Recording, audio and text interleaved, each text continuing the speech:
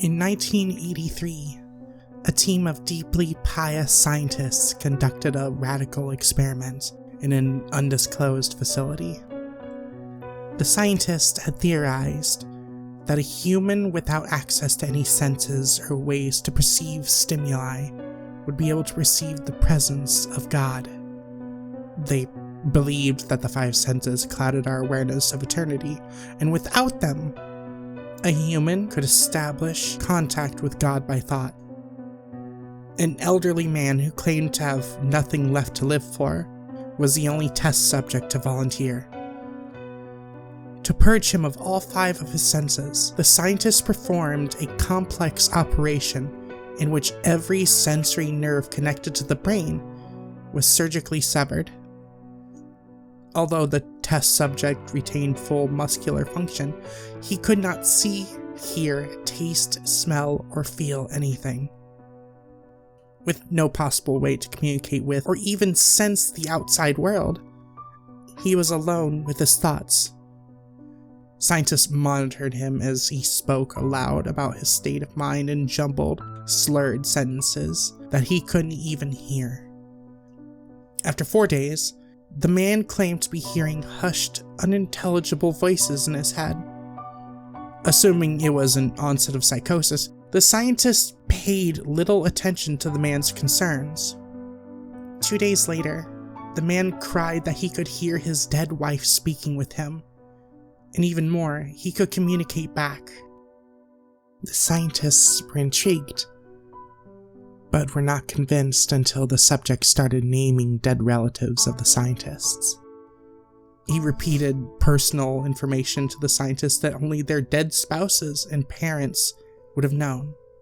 At this point, a sizable portion of scientists left the study. After a week of conversing with the deceased through his thoughts, the subject became distressed, saying the voices were overwhelming. In every waking moment, his consciousness was bombarded by hundreds of voices that refused to leave him alone. He frequently threw himself against the wall, trying to elicit a pain response. He begged the scientists for sedatives so he could escape the voices by sleeping. This tactic worked for 3 days until he started having severe night terrors.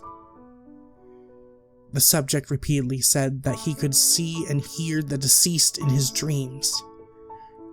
Only a day later, the subject began to scream and claw at his non-functional eyes, hoping to sense something in the physical world.